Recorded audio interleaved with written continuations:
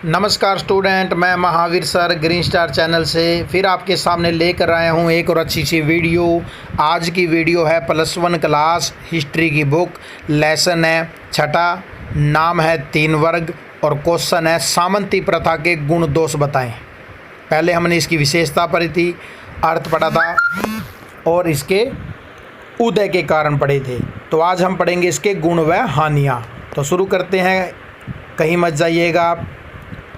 सबसे पहले सामंती प्रथा के क्या गुण हैं। नंबर 1, कानून एवं व्यवस्था की स्थापना। पहला पॉइंट है कि सामंत प्रथा से पहले यूरोप में चारों ओर अराजकता का वातावरण था। चोरों और डाकुओं ने पूरी लूटमार मचा रखी थी। लोगों के जान व माल सुरक्षित नहीं रहे। कृषि उद्योग व्यापार तबाह हो गए। ऐसी परिस्थितियों में सामंतवाद का उत्थान हुआ। इसने यूरोप में कानून व्यवस्था को कायम किया। सामंत बहुत बहादुर योद्धा थे। इन्होंने राज्य में शांति की स्थापना की और सेना के बल से राज्य में सुरक्षा एवं विस्तार करने में सफल हुए। नेक्स्ट पॉइंट है कुशल प्रशासन। कि सामंतों ने मध्यकाल यूरोप में कुशल शासन व्यवस्था स्थापित की। सामंतों ने राजा को सेना तैयार करने में महत्वपूर्ण योगदान दिया और वे अपने अधीन जागीर में राजा के एक अधिकारी के रूप में भी कार्य करते थे। वे अपनी जागीर में शांति व्यवस्था बनाए रखते थे, अपने न्यायालय भी लगाते थे और लोगों के झगड़ों का निपटारा भी करते थे। तीसरा गुण है निरंकुश राजतंत्र पर अंकुश, यानी रोक लगाना। कि सामंतवाद की स्थापना से पूर्व यूरोप के शासक निरंकुश थे। उनकी शक्तियाँ असीम थी। वे प्रशासन की तरफ कम ध्यान देते थे। लोगों के कष्टों को सुनने वाला कोई नहीं था। इन परिस्थिति में सामंत आगे आए। उन्होंने निरंकुश शासक पर अंकुश लगाया और उन्हें जनता की भलाई करने के लिए बाध्य किया। 4th पॉइंट पर चलते हैं, शूरवीरता को प्रोत्साहन। कि सामंतवाद में शूरवीरता पर विशेष बल दिया जाता था।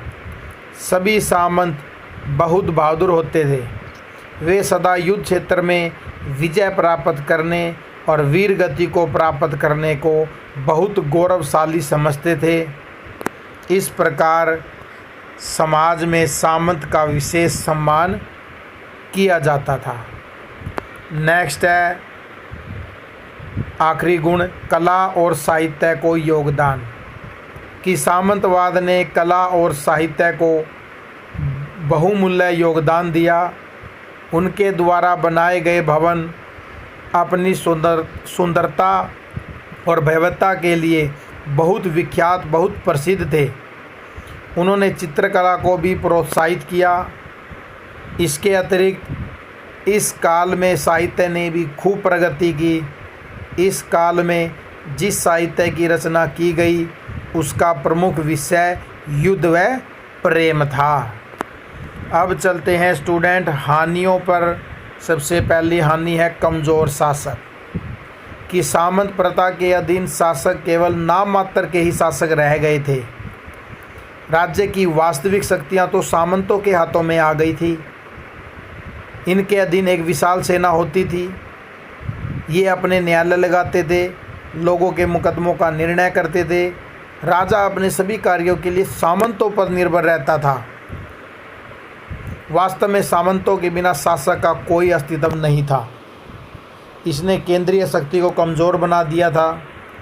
इसका लाभ उठाकर सामंत जब चाहते राजा के विरुद्ध विद्रोह कर देते थे। इससे अराजकता फैली और लोगों को अनेक कष्टों को सहन करना पड़ा। नेक्स्ट है किसानों का शोषण। कि सामंत प्रथा किसानों के लिए एक अभिशाप सिद्ध हुई। इस प्रथा के अधीन किसानों का खूब शोषण किया गया। किसानों को सामंतों के खेतों में काम करने के लिए मजबूर किया जाता था। उन्हें अपने सामंत के कई प्रकार के अन्य कार्य भी करने पड़ते थे और इन कार्यों के लिए उन्हें कुछ नहीं दिया जाता था। यहाँ तक कि वे अपनी मर्जी से शादी भी नहीं कर सकते थे। किसानों को 2 समय का भरपेट खाना भी नसीब नहीं होता था। वे गंदी झोपड़ियों में रहते थे। वे सामंत के खिलाफ कहीं भी अपील नहीं कर सकते थे। तीसरा है युद्धों को प्रोत्साहन। सामंत ने मध्यकालीन यूरोप में अराजकता फैलाने में प्रमुख भूमिका निभाई। इसका कारण यह था कि वे अपने स्वार्थी हितों की पूर्ति के लिए आपसी युद्धों में उलझ जाते थे। इनके पास एक विशाल सेना होती थी, इसलिए इन पर नियंत्रण पाना कठिन था। लोगों को भारी कठिनाइयों का सामना करना पड़ा तथा देश की अर्थव्यवस्था को भी भारी नुकसान पहुंचा था। 4th पॉइंट है राष्ट्रीय एकता में बाधा। कि सामंत प्रथा राष्ट्रीय एकता के मार्ग में एक बहुत बड़ी बाधा सिद्ध हुई। इसका कारण यह था कि लोग अपने सामंत से जुड़े हुए थे और उनके प्रति वफादार थे तथा राजा से कोसों दूर थे। उस समय लोगों में राष्ट्रीय चेतना न के बराबर थी। उनकी दुनिया मैनर तक सीमित थी। इससे बाहर की घटनाओं से उन्हें कोई लेना देना नहीं था। निस्संदेह इसके हानिकारक परिणाम निकले। अब है 5वां पॉइंट, कृषि की तरफ कोई ध्यान नहीं। कि सामंती प्रथा की एक हानि यह थी कि इसने कृषि और उद्योगों के विकास की तरफ कोई ध्यान नहीं दिया था। उन्होंने अपना सारा जीवन युद्ध और भोग विलास में गुजार दिया। अतः यूरोप की अर्थव्यवस्था को गहरा धक्का लगा। आखिरी पॉइंट है अब अनैतिकता का प्रसार। कि सामंतवाद ने भ्रष्टाचार और अनैतिकता को प्रोत्साहित किया, क्योंकि उनके पास बहुत जागीरें थी और वे बहुत धनी थे और अपनी जागीरों की देखभाल के लिए बड़ी संख्या में कृषक दास रखते थे। सामंत अपना सारा समय भोग विलासिता में गुजार देते थे। इससे समाज में अनैतिकता फैल गई। तो ये क्वेश्चन यहीं समाप्त होता है। नेक्स्ट क्वेश्चन में नेक्स्ट वीडियो में फिर मिलेंगे। मुझे आशा है कि आपको ये क्वेश्चन समझ आ गया होगा। कहीं भी डाउट हो किसी भी पॉइंट में तो कमेंट करके आप मेरे से पूछ सकते हैं। तो जय हिंद, जय भारत।